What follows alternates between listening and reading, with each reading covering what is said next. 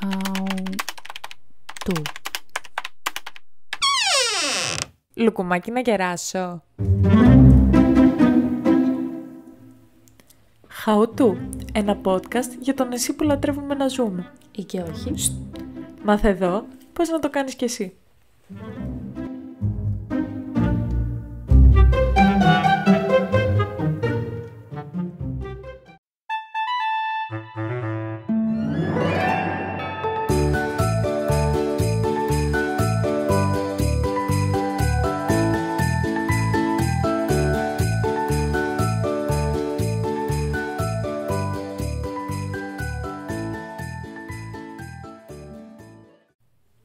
Γεια σου, Έλενα. Γεια σου, Αθηνά. Στόλισες. Όχι. Στολίζει η μάνα μου για μένα. Ωραίος. Καλώς. Να σου πω κάτι. Δεν στολίζω, άντε να βάλω κανένα λαμπάκι. Έτσι για το...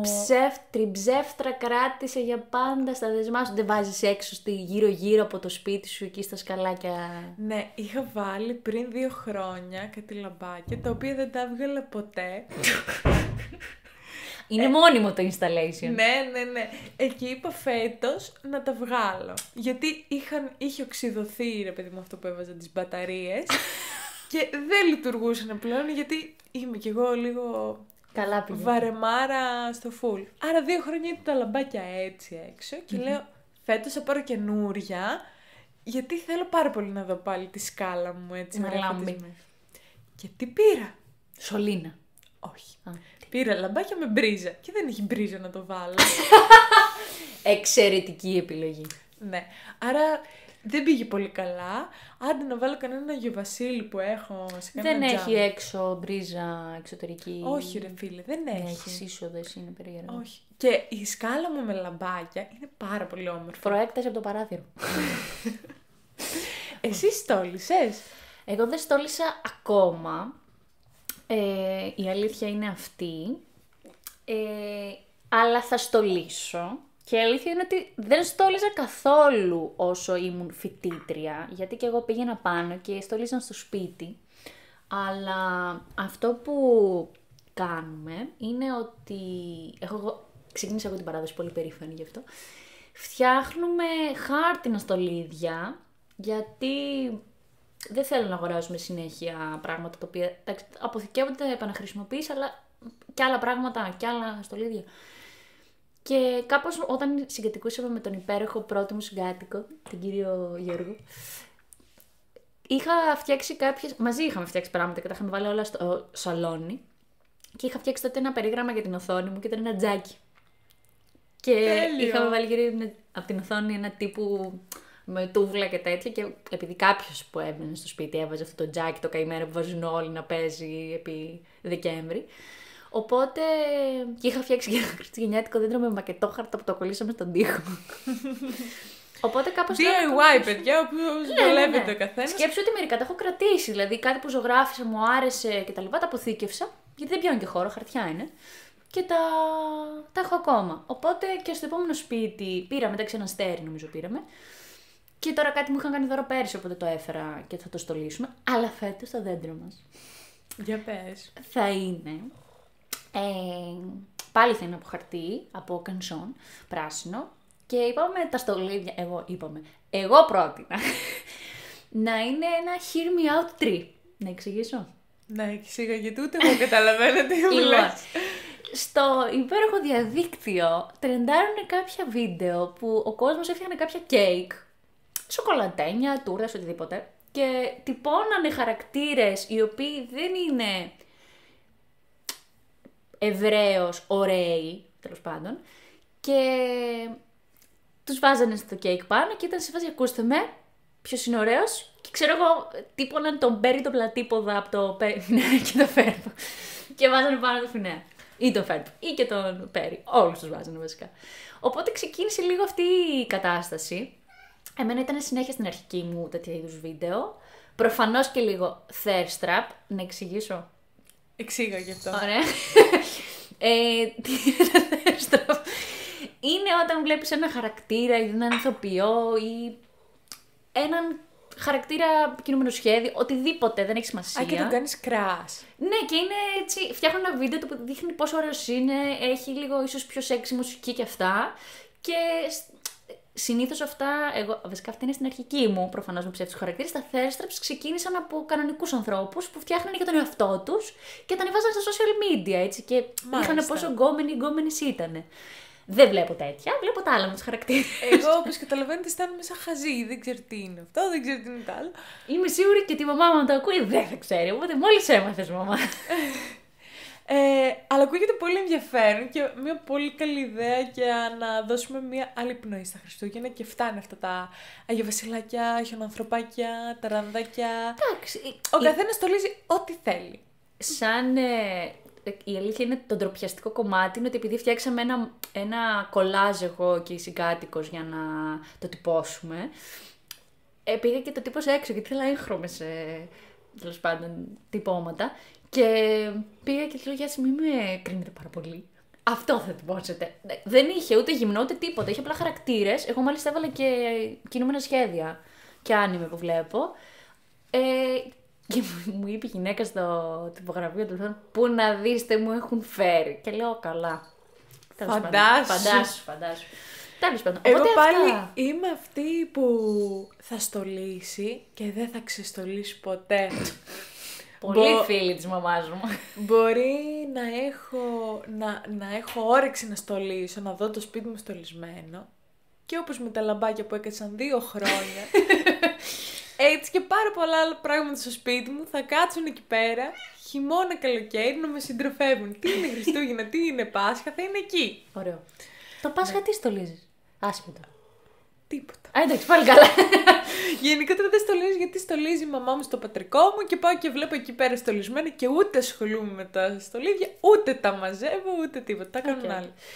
Εμένα μου άρεσε πάντα να στολίζω και αυτά. Απλά, ναι, όντως, ειδικά αν δεν είναι το σπίτι μου, ρε παιδί μου, και πάω κι εγώ πίσω στο μητρικό μου, δεν είναι τώρα μια διαδικασία που είναι ωραία, να το πω έτσι, γιατί δεν πας από ταξίδι, είσαι κουρασμένη, που να ξεσκονείς, να στολίζεις. Αλλά θα σου πω μία παράδοση που έχω για τα Χριστούγεννα και μου αρέσει πάρα πολύ να την κάνω. Και με φίλους βασικά, θέλω να μαζευόμαστε με φίλους, κρασάκι και να κάνουμε αυτό το πράγμα. Είναι να ψήνουμε μπισκότα σε σχέδια, αρκουδάκια, αυτά τα μπισκοτάκια. Ανθρωπάκια. Ναι, ανθρωπάκια και τέτοια. Καμπάνες. Ναι, οτιδήποτε μπορείς να φανταστείς και έχουμε φυσικά. Και μετά να καθόμαστε με ζαχαρόπαστα και γλάσο, να το ζωγραφίζουμε, να συζητάμε. Αυτή είναι η αγαπημένη μου χριστουγεννιάτικη ανάμνηση από παιδί, που ακόμα προσπαθώ να το διατηρώ. Και κάνω αυτό το πράγμα εγώ για τα Χριστούγεννα πριν πάω σπίτι μου και μια από αυτές τις μέρες θα γίνει και αυτό, θα ψήσω κουλουράκια. Οκ. Άρα μπαίνει μέσα στο λίζο, παύλα, κάνω κάτι για τα Χριστούγεννα, παιδί μου. Έτσι αυτό, ναι. Ωραία, μια χαρά. Καλά πάει αυτό και για τις δυο μας, μπράβο μας. Ελπίζω κι εσείς να έχετε μπει στο Christmas mood Το και spirit. να περάσετε ωραία τα Χριστούγεννα, γιατί πλησιάζουν. Όσοι μείνετε εδώ να περάσετε τέλεια, αλλά και όσοι φύγετε να περάσετε ακόμα πιο τέλεια. Και πάμε στο θέμα του podcast. Πάμε. Χριστούγεννα, Βιές. πρωτοχρονιά. Τι είναι καλύτερο και τι όχι. Και τι όχι. Θέλεις να ξεκινήσεις εσύ? Ας ξεκινήσουμε βασικά να σχολιάσουμε λίγο τα Χριστούγεννα, πλεονεκτήματα, μειονεκτήματα. Και μετά θα προχωρήσουμε στην πρωτοχρονιά. Τι έχεις σαν πλεονέκτημα για τα Χριστούγεννα? Κοίτα, γενικότερα, εγώ θα πω ότι τα Χριστούγεννα είναι μια πολύ λαμπερή γιορτή και μου αρέσουν γιατί τα έχω συνδυάσει ότι πάω και βλέπω τους δικούς μου. Ότι μαζευόμαστε σαν οικογένεια. Βλέπω την αδερφή μου, τους γονείς μου, γιαγιά, παππούδες και αυτά. Φίλους που έχω να δω καιρό. Αυτό μου αρέσει τα Χριστούγεννα, που είναι μια γιορτή που μαζεύεσαι. Δεν θέλεις να λείπεις από τους αγαπημένους σου. Θέλεις να είσαι όσο μπορείς κοντά. Σε όσους θεωρείς εσύ αγαπημένους φυσικά. Αλλά μου αρέσει αυτό το κλίμα. Καλά, επίσης τρελαίνομαι να πηγαίνω και να μυρίζει το σπίτι κουλουράκι, μελομακάρονο, στολισμένο. Ωραία, επιτέλους δέντρο. είπες το πλεονέκτημα των Χριστουγέννων. Συνδυάζονται με τα γλυκά, με τα μελομακάρονα. Και πολύ φαΐ. Νικάνε τα πάντα και οι κουραμπιέδες. Δεν μπορώ να τους ξεχωρίσω. Εγώ είμαι αυτός ο άνθρωπος που τα τρώει και τα δύο. Εγώ με το μελομακάρονο. Εγώ με νομίζω το κουραμπιέ. Όχι ότι δεν μ' αρέσει ο κουραμπιές. Παρομοίως. Αλλά άμα έχω μπροστά μου ένα μελομακάρονο και ένα κουραμπιέ, θα πάρω το μελομακάρονο. Μπορεί να μην έχεις φάει πολύ κακά μελομακάρονα. Δεν ξέρω. Αλλά θεωρώ ότι δεν χάνεις ποτέ με τον κουραμπιέ. Δεν ξέρω. Είμαι μπορεί και τη ζάχαρη και επειδή έχει μπάχνη από πάνω από την άχνη. Φυσικά ο κουραμπιές έχει μόνο βούτυρο, παρεβούτυρο και ζάχαρη. Εντάξει. Τέλος πάντων, ναι. Οπότε για μένα ένα μεγάλο πλεονέκτημα είναι ότι με αυτές τις γιορτές. Γιατί τώρα δεν θα φτιάξει για την πρωτοχρονιά μελομακάρονα, θα φτιάξει για τα Χριστούγεννα. Που κλέβουν και τον τίτλο των γιορτών. Δηλαδή είναι Χριστούγεννα Πάσχα, δεν είναι Πρωτοχρονιά Πάσχα. Ναι, είναι Χριστούγεννα Πάσχα. Αλλά μέσα στα Χριστούγεννα συμπεριλαμβάνεται και η Πρωτοχρονιά. Είναι μέρος των Χριστουγέννων η Πρωτοχρονιά. Εντάξει, εγώ διαφωνώ, αλλά καταλαβαίνω και. Οκ, κατανοητό. Οπότε, εγώ το πλεονέκτημα που δίνω είναι το φαγητό και το τραπέζι των Χριστουγέννων, που είναι. Δεν ξέρω γιατί, σε εμάς έχει περάσει ότι θα κάνει κάτι ψητό στο φούρνο η μητέρα μου και θα είναι τέλειο, με πατάτες. Εμάς πάντα τα Χριστούγεννα πρέπει να είναι κάτι γκουρμέ. Δεν μπορώ να το καταλάβω αυτό. Εμάς έχει twists μέσα το φαγητό γκουρμέ. Ναι, αλλά ή λίγο. θα έχει κάστανο, ή θα έχει raspberry. Η γιαγιά μου ώρες βλέπει τηλεόραση τώρα μαγειρικές και αυτά και λέει έβαλα μέσα και ένα υλικό που ούτε η μάνα του το ξέρει. Λέω μπράβο. Dragon fruit. Αλλά ναι, το χριστουγεννιάτικο τραπέζι νομίζω όλοι ανυπομονούμε να φάμε από αυτό το τραπέζι. Ναι. Τι άλλο είναι ωραίο τα Χριστούγεννα? Θα πω ότι επειδή συνδυάζονται έτσι με τη γιορτή, λοιπόν, έτσι όπως είπαμε, σαν τίτλος Χριστούγεννα, διακοπές Χριστουγέννων, είναι ο στολισμός. Που από τη μία δεν ξέρω, δεν μ' αρέσει που έχει τόσα φώτα παντού, αλλά από τη μία μ' αρέσει. Ενώ ότι πολύ περιβαλλοντική ρήπανση, από την άλλη πολύ όμορφα τα φώτα κτλ. Όχι τα μπλε LED, μη βάζετε μπλε LED. Όποιος έχει αστιγματισμό τυφλώνεται το βράδυ. Ναι, και εγώ το συχαίνω με τα μπλε LED. Και δεν μ' αρέσουν και τα χρωματιστά. Δεν έχω προτίμηση. Μ' αρέσουν τα κόκκινα μόνο.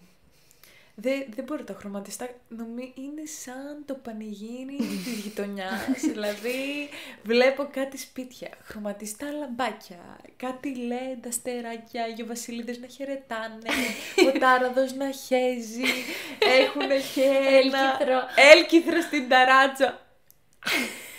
Αυτό με τον Άγιο Βασίλη που τον κρεμάνε. Κανονικών διαστάσεων. Άγιος Βασίλης που σκοτώσει με τον αέρα να κάνει. Αυτό που κρεμάνε στα παράθυρα του Άγιο Βασίλη και κουνάει τα πόδια. Εντάξει, όχι τόσο, αλλά τα λαμπάκια έτσι ένα ωραίο στολισμό μου αρέσει να το βλέπω.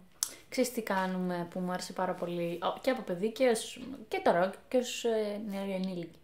Πηγαίναμε βόλτα με το αυτοκίνητο μέσα στην πόλη. Για να βλέπεις το στολισμό. Και βλέπαμε το στολισμό, ναι. Ξέρεις τι έχω παρατηρήσει όμως, ότι μικρή έβλεπα πιο πολλά στολισμένα σπίτια από ό,τι βλέπω τώρα. Δεν βλέπεις καλά. Όχι, θεωρώ ότι δεν έχει μειωθεί ο στολισμός στις περιοχές. Δεν ξέρω πώς είναι στη Σύρο. Έχω κάνει καραντινά τα Χριστούγεννα εδώ που ήταν τέλεια. Καλά, στη Σύρο για να δεις στολισμένα πρέπει να περπατήσεις τα στενά και να ανέβεις σκαλιά. Γιατί από κάτω δεν φαίνεται πολύ. Εντάξει, κάτι κάνει ο Δήμος. Τώρα τι είπες, θες να ανοίξουμε το θέμα. Λοιπόν, θα το πω γιατί άντε. Ξέρετε πώς έδωσε ο Δήμος για να βάλει αυτές τις μπάλες στην παραλία? Σημείωση, allegedly, δεν ξέρουμε σίγουρα. Εμείς trigger warning, απλά λέμε το τι μπορεί να έχουμε διαβάσει. Δεν ξέρω αν είναι σωστό, συνέχισε. Εγώ θα σου πω, ήταν πάλι απευθείας ανάθεση και έδωσαν νομίζω κοντά στα 40 χιλιάρικα. Πολύ μεγάλο ποσό για να βάλεις 10 μπάλες στην παραλία. Είδα ένα post τοπικά μέσα που έλεγε τοποθετήθηκαν οι μπάλες σε... Εισαγωγικά. Μαλάκα, τι γράφεται. Τέλος πάντων. Και αυτό ο προϋπολογισμός που έδωσαν για τα στολίδια κολλάει με όλα τα προηγούμενα podcast που έχουμε πει για υποδομές, γήπεδα, ότι δεν γίνεται τίποτα, όλα απευθείας ανάθεση. Για τις μπάλες με τα LED. Που οι οποίες δεν μ' αρέσουν. Δεν μ' αρέσουν. Πιάνουν και χώρο. Και εγώ θα σου πω για κάτι άλλο. Άμα έκανα. Όχι αυτές οι μπάλες στην πλατεία. Οι τεράστιες. Ποιες μπάλες λες? έχουν βάλει σε όλη την παραλία μικρές μπάλες. Δεν είχα καταλάβει. Γιατί πρέπει να στολίσουμε και την παραλία. Αλλά εγώ πιστεύω ότι άμα το έκαναν ανάθεση σε όντως καλλιτέχνες που θα μπορούσαν να κάνουν μια πολύ καλή μελέτη, μπορεί να έβγαινε και λιγότερο το budget και να ήταν και κάτι πολύ πιο όμορφο και πολύ πιο φτιαγμένο από άνθρωπο και δεν ήταν απλώς... Εστιασμένο εδώ στη γιορτή και στην καλλιτεχνική τη δημιουργία. Αυτό. Ναι. Αλλά επέλεξε ο Δήμος να κάνει πάλι του κεφαλιού του. Οκ. Τέλος πάντων, για το στολισμό του νησιού, άλλο.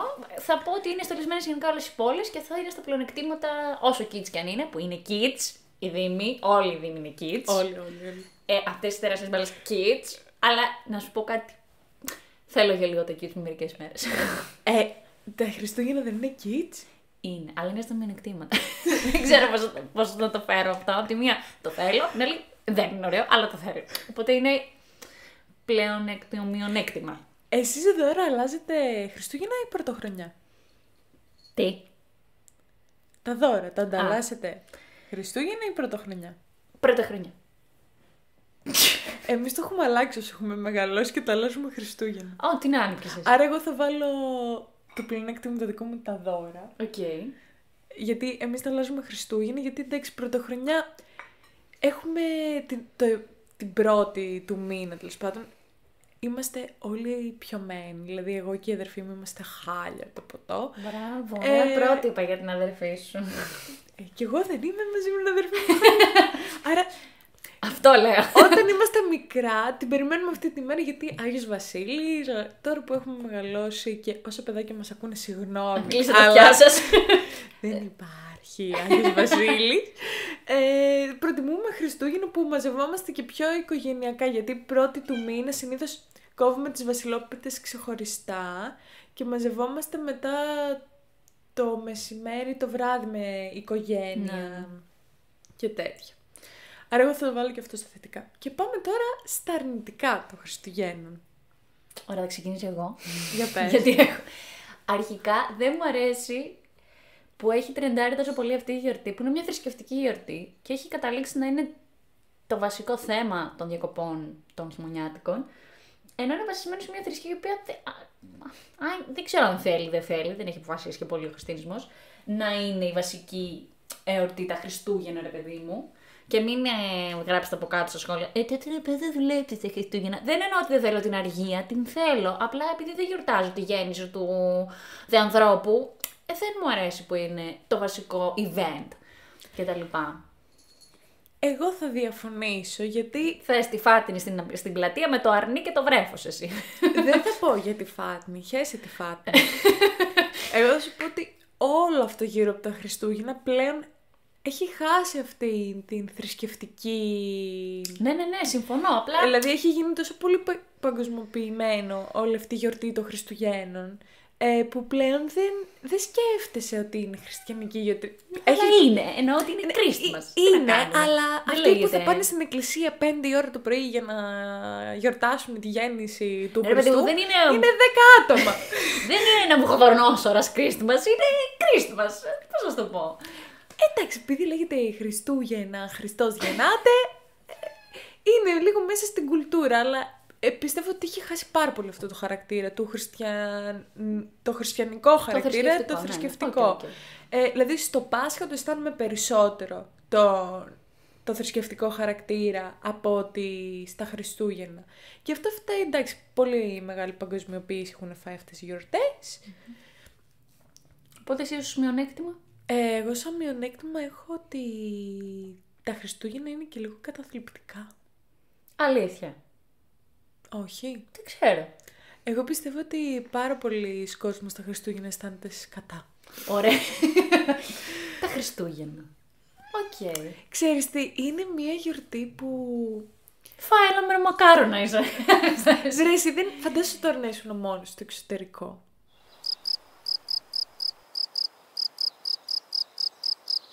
Εγώ θα προσεδέλεια.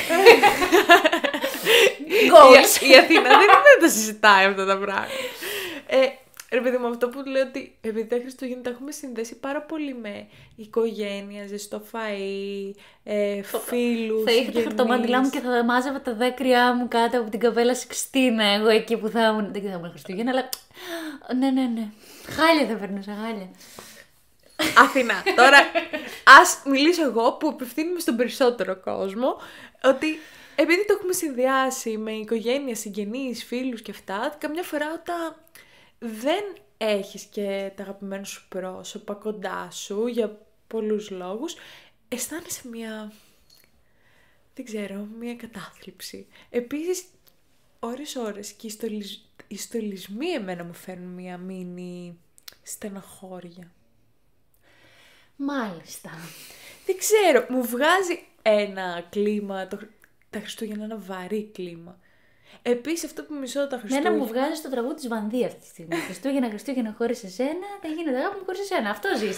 Δεν φταίω εγώ που το έχει τραγουδήσει η Βανδύ, παιδιά, αλλά ξεζείς το λίγο. Δεν εννοώ ότι, ναι, δεν είναι όλοι οι άνθρωποι στο ίδιο μέρος, δεν θα υπάρξουν μάλλον και για διάφορους λόγους, αλλά νομίζω ότι επειδή έχω εκτιμήσει πάρα πολύ τον κοινό χρόνο που έχω μακριά από τη δουλειά μου, οι διακοπές είναι διακοπές και όσο είναι παίζει μόνο στο σπίτι, παίζουν άλλα ωραίες ταινίες στο Star και μπορώ να αράζω και έχει φαγητό στο ψυγείο και γάλα και είναι κρύος, είναι χειμώνας, νομίζω γι' αυτό μου αρέσουν. Οπότε δεν μπορώ να το βρω. Είναι πολύ μεγάλο πλεονέκτημα για μένα να έχω μια γιορτή το χειμώνα που μου αρέσει ως εποχή. Σίγουρα. Τώρα τι άλλο, νομίζω τα Χριστούγεννα από τη μία μου αρέσει που πάω και θα ψωνίσω τα Χριστούγεννα, αλλά από την άλλη αισθάνομαι και άσχημο, γιατί έχει γίνει μια γιορτή, υπερκαταναλωτική γιορτή, που δεν ξέρω πόσα χρήματα εξοδεύει κάθε οικογένεια αυτές τις 10 μέρες, αλλά το κάνω κι εγώ. Είμαι Μάρτης, ξοδεύω τα Χριστούγεννα, αλλά θα ήθελα να μην γινόταν. Να μην μπαίνω σε αυτόν τον πειρασμό βασικά, γιατί μπαίνω σε πειρασμό. Είσαι κοντά σε αυτό που θέλω να πω ως μειονέκτημα, αλλά και δεν είσαι. Θεωρώ ότι ο κόσμος τα Χριστούγεννα δεν πάει καλά. Όχι ότι πάει καλά τις υπόλοιπες εποχές και γιορτές, αλλά ρε παιδί μου, ως γιορτή, ο κόσμος είναι ανυπόμονος, πέφτει, πολλοί το αφήνουν όλα τελευταία στιγμή και εγώ μπορεί να το κάνω. Απλά αναφέρομαι κυρίως στους ανθρώπους που μένουν στις πόλεις, μένουν κάτω, είναι δίπλα από το μαγαζί που θα μπορούσαν να πάνε και να αποφύγουν τον κόσμο. Και δεν θεωρώ ότι είναι και αρκετά μέσα στο ύφος της γιορτής, ρε παιδί, μέσα στο Christmas spirit, που είναι κάποιοι που θέλουν να πάνε να αγοράσουν και είναι με ένα τουπέ μέχρι εκεί πάνω και άλλος δουλεύει στη μέση της γιορτές και δεν του δίνουν και λίγο. Ναι, ευχαριστώ πολύ, θα περιμένω, δεν πειράζει που δεν το βρίσκεται, θα βρω κάτι άλλο. Ναι, δεν υπάρχει λίγο, αυτή. Είναι αυτό το κακό που σου λέω ότι ενώ τα Χριστούγεννα λένε είναι η γιορτή της αγάπης, να δώσεις αγάπη στον κόσμο, να είσαι ευγνώμων για αυτά που έχεις και για όλα αυτά. Μας πιάνει τους ανθρώπους μία μανία, εγώ θα το πω. Και είμαστε τόσο ανυπόμονοι και όλοι στην τζίτα να τα προλάβουμε όλα και να κάνουμε και να ράνουμε, που στην τελική χάνουμε το κύριο νόημα που πρέπει να περάσουν τα Χριστούγεννα. Και πιστεύω ότι, παιδιά, μια καλή κουβέντα, λίγο υπομονή στην ουρά που περιμένουμε. Καλά, όχι τα Χριστούγεννα, πάντα να είστε λίγο άνθρωποι, ρε παιδί. Αυτό, πάντα. Δεν χρειάζεται μόνο τα Χριστούγεννα να δείχνετε ευγνωμοσύνη. Πιο πολύ στους ανθρώπους που παιδεύονται και κουράζονται να είναι εκεί πέρα για εμάς που πάμε να ψωνίσουμε. Αυτό. Αγοράσουμε. Οπότε, τελευταίο για μένα μειονέκτημα δεν είναι μόνο η συμπεριφορά αυτών των καταναλωτών που είναι λίγο για τα ανάθεμα, αλλά είναι και η ηρωνία πολλών μη κυβερνητικών οργανώσεων ή τέλος πάντων όλων αυτών των οργανώσεων που θέλουν να κάνουν, που έχουν φιλανθρωπικό χαρακτήρα, που η καμπάνια τους εντείνεται εντός των γιορτών. Καταλαβαίνω ότι είναι μαρκετίστικο, καταλαβαίνω τις τεχνικές και γιατί συμβαίνει αυτό, ταιριάζει, αλλά μας φλωμώνουν στις διαφημίσεις με τον Άκη Βασίλη και δώσε για τον συνάνθρωπο και ξαφνικά οι υπόλοιπες διαφημίσεις στον χρόνο δεν μου φτάνουν, ενώ θα φτάνουν σε μένα σαν αποδέκτη.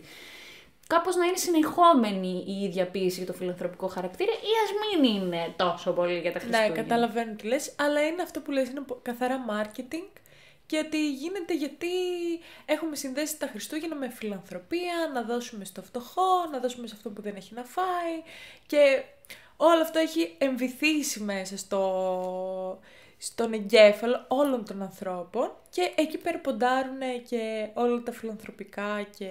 Οκ, ναι. Απλά για μένα είναι μειονέκτημα, ρε παιδί μου, γιατί... Ναι, καταλαβαίνω τι εννοείς. Είσαι μόνο εκεί και δεν εμφανίζεσαι τις υπόλοιπες ημέρες, κρίμα είναι. Ας είσαι και τις υπόλοιπες ημέρες και εκεί ας ενένεις. Μπορεί εγώ να μην είμαι στο target group αυτών των οργανώσεων και των επιχειρήσεων που έχουν έναν φιλανθρωπικό χαρακτήρα, απλά ίσως κρίνω. Έτσι, δεν έχω. Θέλω να πάρετε ένα σφυράκι να κάνω. Και του κρίνω λίγο παραπάνω, ρε παιδί μου, που θυμάται το σούπερ μάρκετ να κάνει το φιλανθρωπικό του τέτοιο μόνο τα Χριστούγεννα. Α το έκανε και το καλοκαίρι, α το έκανε και το Πάσχα. Ναι, συμφωνώ. Θα έπρεπε αυτά να γίνονται όλο το χρόνο και να μην. Κοινωνική ευθύνη να την έχετε όλο το χρόνο. Αυτό ακριβώς. Κοινωνική ευθύνη και ατομική. Λοιπόν, κυρίως κοινωνική επιχειρήσεων. Άσε την ατομική, σε παρακαλώ, στην άκρη. Η ατομική ευθύνη δεν μου αρέσει εντωμεταξύ σαν έννοια. Άλλη συζήτηση. Λοιπόν. Πάμε πρωτοχρονιά. Πάμε. Happy New Year! Λοιπόν, την προτιμώ. Δηλαδή, αν διαλέξω, είμαι πρωτοχρονιά μέχρι τα μπούνια. Την αγαπώ. Θεωρώ ότι όλη η φάση με το περνάει ο καινούριος χρόνος, έχει το καινούριος. Ίσως μου αρέσει πάρα πολύ που έρχονται και τα γενέθλιά μου σε 2 μήνες. Αλλά... Πότε έχεις γενέθλια? 5 Φεβρουαρίου. Μια χαρά. Όποιος θέλει να μου στείλει χρήματα που μας ακούει, να του στείλω τα στοιχεία. Όχι, εντάξει. Ναι, δεν είναι εντάξει γι' αυτό. Είναι η αλλαγή του χρόνου. Μου αρέσει πάρα πολύ που μεγαλώνω. Και είναι μια υπενθύμηση για μένα ότι συνεχίζω να υπάρχω και να κάνω πράγματα και μπορώ να κοιτάω πίσω και να βλέπω τι έχω κάνει και κάπως όλο αυτό μέσα μου είναι έτσι πιο έντονο μέσα στην πρωτοχρονιά. Είναι και όλα τα υπόλοιπα που είπαμε λίγο από το mood Χριστουγέννου, ότι είναι στολισμένα, είναι το φαγητό, αυτά τα πλεονεκτήματα από τα Χριστούγεννα και τσουπ έρχονται και δένονται με την αλλαγή του χρόνου. Εμείς επίσης κάνουμε τραπέζι στην αλλαγή του χρόνου και με το που αλλάξει, επειδή είμαι παιδί χωρισμένων γονιών, σπάνε τα τηλέφωνα, προσπαθούμε να βρεθούμε με τους υπόλοιπους που δεν είναι εκείνο το βράδυ, και μετά μας τελειώσει και αυτό, τσουπ τα δώρα. Και ανταλλάζουμε δώρα εκείνη τη στιγμή. Ανταλλάζετε εκείνη τη στιγμή. Ναι. Και είναι το ότι είσαι κουρασμένος. Το θυμάμαι από παιδί, ρε παιδί μου, ότι είσαι κουρασμένος και περιμένεις να αλλάξει ο χρόνος και εγώ αρχίζω και νηστάζω και μετά αλλάζει ο χρόνος και με το κοιμά. Ήταν πολύ όμορφο, οπότε είναι από τις αγαπημένες μου γιορτές. Καλά, πρωτοχρονιά είναι για μένα παγέτα, γούνα, τακούνια. Εγώ έτσι την περνάω την πρωτοχρονιά μου, είναι σε φάση τι δεν έχω βάλει όλο το χρόνο, θα το βάλω τώρα. Θέλω φωτογραφικό υλικό από τις πρωτοχρονιές σου. Πρέπει να το βρω. Τώρα που θα πας πάνω, ορίστε. Ναι. Έχεις δουλειά. Πρέπει και θα κάνουμε ένα βιντεάκι. Έχω σκεφτεί ήδη τι θα βάλω πρωτοχρονιά. Να ξέρεις, είμαι προετοιμασμένη. Αλλά το λατρεύω αυτό, το fashion της πρωτοχρονιάς. Και επίσης μου αρέσει γιατί από τη μία που λέμε ότι τα Χριστούγεννα είναι οικογενειακά, η πρωτοχρονιά εμείς πάντα την περνάμε με φίλους. Δηλαδή κάνουμε ένα μεγάλο τραπέζι, οικογενειακοί φίλοι ή σε εμάς ή στα δικά του σπίτια, μαζευόμαστε και καλά, το φαΐ ρέει άφθονο, δηλαδή πάντα νομίζω ότι κάνουν πάρα πολύ φαΐ. Ενώ είμαστε για παράδειγμα 15 άτομα και αυτό που έχουμε μαγειρέψει όντως είναι για 15 άτομα που θα φάνε. Δεν τρώει κανένας εκείνη.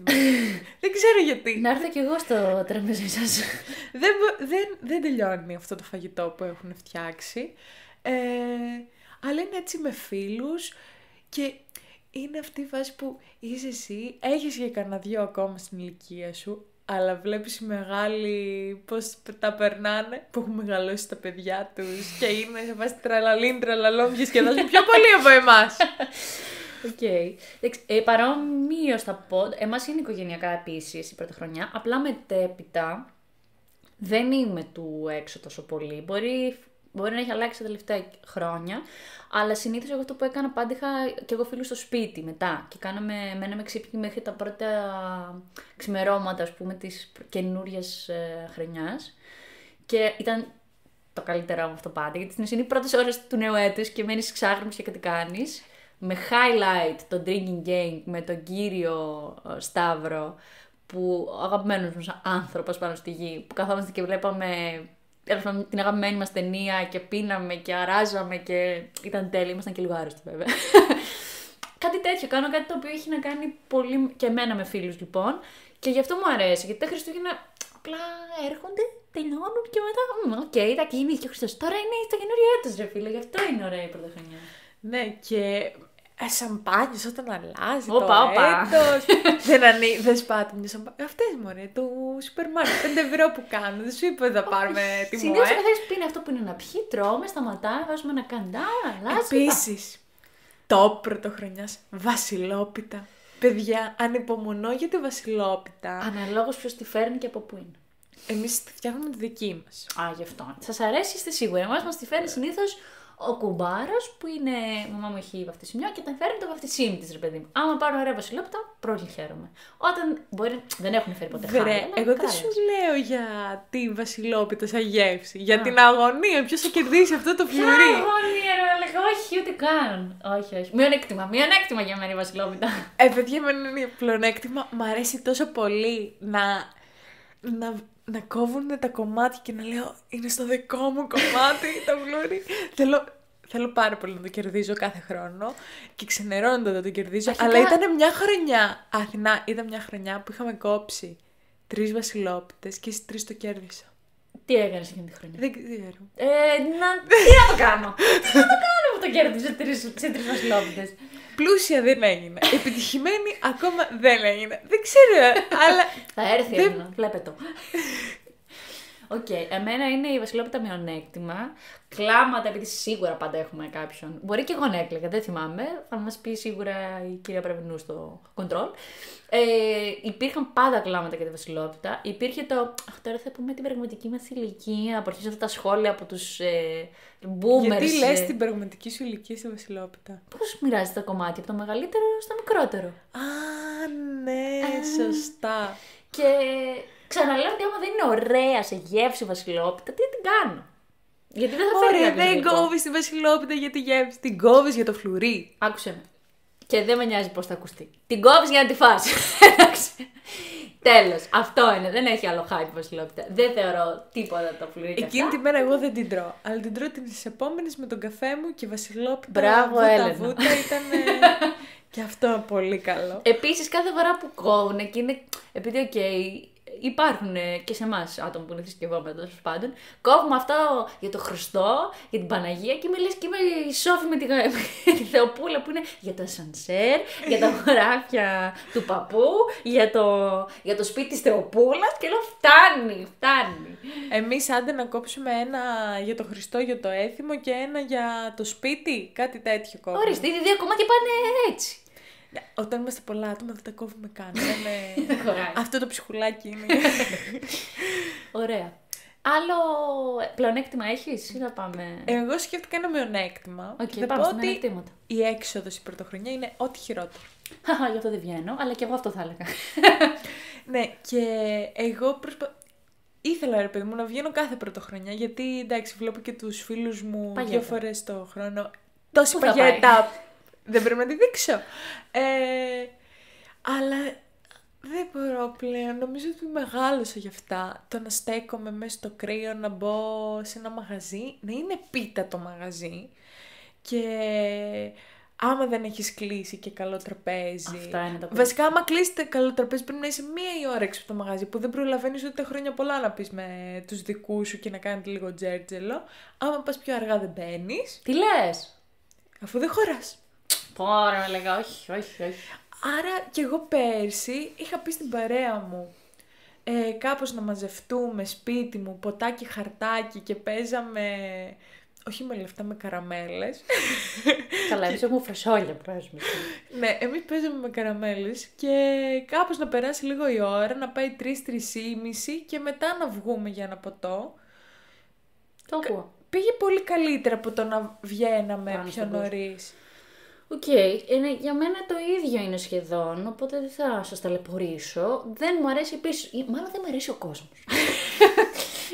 Τελικά, πολύς ο κόσμος. Ο κόσμος. Τέλος πάντων, έχει παντού άτομα τα οποία θέλουν να πούν να διασκεδάσουν, τα είπε πολύ καλά η Έλενα. Άμα δεν έχεις κλείσει, σιγά μην βγάλω ολόκληρο πρόγραμμα για το βράδυ μου. Ενώ, άμα ήθελα κάτι συγκεκριμένο θα το έκανα. Απλά εγώ συνήθως δεν το κάνω. Ειδικά τα τελευταία χρόνια με την παρέα μου να πούμε ότι θα πάμε και εκεί. Και απλά βγαίνουμε μια περατζάδα και τρώμε χείρα από ό,τι μαγαζί υπάρχει.